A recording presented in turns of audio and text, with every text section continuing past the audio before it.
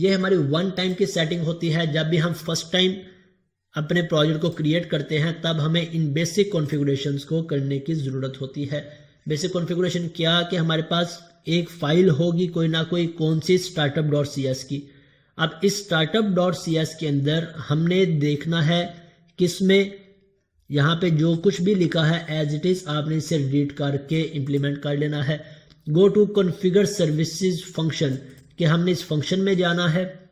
इस फंक्शन में जाके हमने ये लाइन ऐड कर देनी है, services dot add controllers with views. मैं आ जाता हूँ, यहाँ पे मेरा प्रोजेक्ट क्रिएट हो चुका है, मैं इसे क्लोज कर देता हूँ और यहाँ से मैं आ जाता हूँ किस फाइल में, startup.cs। यहाँ पे मेरे पास startup.cs और startup.cs के बाद मैंने फर्दर किस में जाना है, कॉन्फ़िगर सर्विसेज में। क्या हमारे पास कोई कॉन्फ़िगर सर्विसेज के नाम से फंक्शन अवेलेबल है? यहाँ पे मेरे पास ये फंक्शन है कॉन्फ़िगर सर्विसेज का। इसके अंदर हमने क्या ऐड करना है, मैं यहाँ से ऐड कर देता हूँ services dot add controllers with views. यहाँ से फर्स्ट लाइन को ऐड कर दिया। देन हमने गो टू कॉन्फ़िगर फंक्शन। इस फंक्शन में हमने क्या यूज़ करनी है, add app dot static files. मैंने यहाँ से कोड कॉपी किया और यहाँ पे आके इस कॉन्फ़िगर फंक्शन के अंदर मेरे पास काफ़ी सारा कोड आ रहा है। फर्स्ट पे मेरे पास कंडीशन लगी है, जहाँ पे कंडीशन ख़त्म हो रही है मैं इसके नीचे यहाँ पे ऐड कर देता हूँ control V app dot static files. तो ये मैंने सेकंड स्टेप भी इम्प्लीमेंट कर दिया। अब ये फर्दर कौन सी कंडीशन है, इस राउटिंग का क्या पर्पस है, एंड पॉइंट्स क्या है, इन्हें हम बाद में डिटेल में डिस्कस करते रहेंगे। फिल वक्त के लिए हमारी जो रिक्वायरमेंट है हम उसे अंडरस्टैंड कर लेते हैं। इसके बाद थर्ड पॉइंट क्या है हमारा, नेक्स्ट पॉइंट क्या है हमारा, add models folder, controllers folder and views folder. अगर हम अपनी एप्लीकेशन में देखें तो हमारे पास मॉडल व्यूज़ कंट्रोलर का कोई भी फोल्डर नहीं है। क्यों नहीं है? क्योंकि हमने एम्प्टी टेम्पलेट को सिलेक्ट किया था इस एप्लीकेशन को क्रिएट करते वक्त, इसलिए हमारे पास एम्प्टी को सिलेक्ट किया था, इसलिए हमारे पास कोई भी फोल्डर ऑलरेडी ऐड नहीं है। तो हम यहाँ से आके फोल्डर्स को ऐड कर लेते हैं। अपने प्रोजेक्ट पे राइट क्लिक करेंगे, देन ऐड, और हमारे पास ऑप्शन आ गया फोल्डर्स। फर्स्ट पे हमने ऐड करना है मॉडल्स। इसके बाद मैं यहाँ से आके ऐड करने के बाद कंट्रोलर्स के बाद मैं अगेन यहाँ से आ जाता हूँ व्यूज़। ओके, हमने नेक्स्ट स्टेप भी इंप्लीमेंट कर लिया, add models controllers and views folder. Next क्या है, add an empty controller in controllers folder. कि कंट्रोलर्स के फोल्डर में हमने एम्प्टी होम नाम का एक कंट्रोलर ऐड करना है। ओके, मैं यहाँ से जाकर इसमें ऐड कर लेता हूँ कंट्रोलर्स। इस विंडो को मैं क्लोज कर देता हूँ। कंट्रोलर्स पे राइट क्लिक किया, हमारे पास ऐड का ऑप्शन। ऐड करने के बाद मुझे क्या ऐड करना है, मुझे ऐड करना है कंट्रोलर।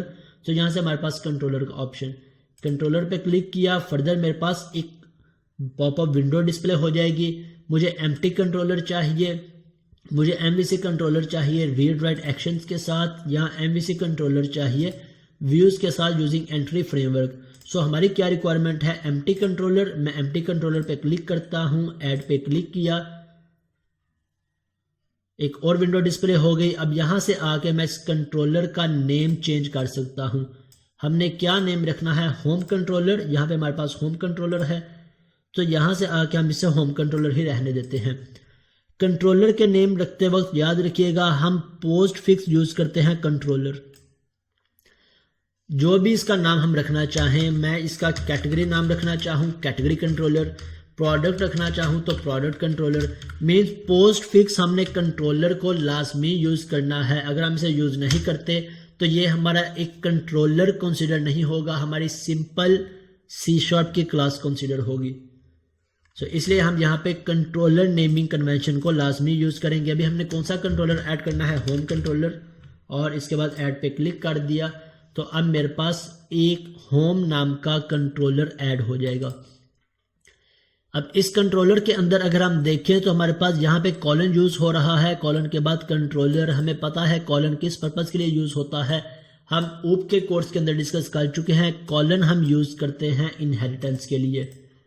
इनहेरिटेंस मीन्स जब भी हमने किसी भी पेरेंट क्लास से कोई भी डाटा डाटा मेंबर्स या मेंबर फंक्शंस को इनहेरिट करना हो तब हम कॉलन या इनहेरिटेंस को यूज करते हैं।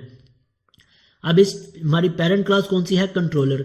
कंट्रोलर के अंदर जितनी भी फंक्शनैलिटी पब्लिकली डिफाइन है वो सारी की सारी फंक्शनैलिटी इस चाइल्ड क्लास में भी अवेलेबल होगी। कौन सी? मैं यहाँ पे कंट्रोलर पर राइट क्लिक करता हूँ, गो टू डेफिनेशन में चला जाऊँ तो इसके अंदर जोन से डाटा मेंबर्स फंक्शंस डिफाइन होंगे, ये सभी के सभी temp data, view back, view data, Jason, ये सभी फंक्शंस हमारे पास इस चाइल्ड के अंदर भी अवेलेबल होंगे, हम उन्हें यूज कर सकते हैं।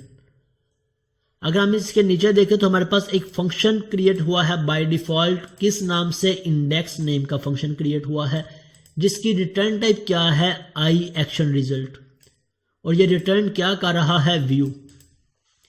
अब यहां से इस फंक्शन के सिग्नेचर को देख के हमें एक और चीज समझ में आ रही है कि जब भी हमारा फंक्शन कोई भी व्यू रिटर्न करेगा तो उस फंक्शन की रिटर्न टाइप हम क्या रखेंगे? आई एक्शन रिजल्ट।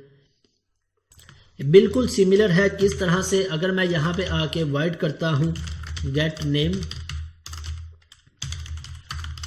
हम बात कर चुके हैं फंक्शंस के अंदर कि जिस भी तरह का हम डाटा रिटर्न करेंगे हमें उस तरह की उसकी रिटर्न टाइप डिफाइन करनी पड़ेगी। अगर हम इंटीजर टाइप का डाटा रिटर्न कर रहे हैं तो हम इसकी रिटर्न टाइप क्या रखेंगे? इंटीजर। अगर हम स्ट्रिंग टाइप का डाटा रिटर्न कर रहे हैं तो हम इसकी रिटर्न टाइप क्या रखेंगे? स्ट्रिंग। अब यहाँ पे हम व्यू रिटर्न कर रहे हैं तो व्यू की रिटर्न टाइप क्या होगी? आई एक्शन रिजल्ट। अब यहाँ पे आई किस पर्पज के लिए यूज हो रहा है? आई हम यूज करते हैं इंटरफेसिस के लिए। इंटरफेसिस को भी हम डिस्कस कर चुके हैं लेकिन यहाँ पे हम डिटेल में डिस्कस करेंगे। इंटरफेसिस का कॉन्सेप्ट हमारा बहुत ज़्यादा यूज होगा, हम इसकी एग्जांपल्स भी देखेंगे साथ साथ। फिलहाल के लिए हम सिर्फ इतना अंडरस्टैंड कर लेते हैं कि व्यू की रिटर्न टाइप क्या होगी? आई एक्शन रिजल्ट। ओके, मैं इसे रिमूव कर देता हूँ और कंट्रोल एस किया। अब अगर इस पॉइंट पे मैं अपनी एप्लीकेशन को रन करने की कोशिश करूं, मैं इस पे क्लिक करता हूं IIS एक्सप्रेस पे, तो देखते हैं कि मेरी एप्लीकेशन मुझे क्या आउटपुट जनरेट करवाती है।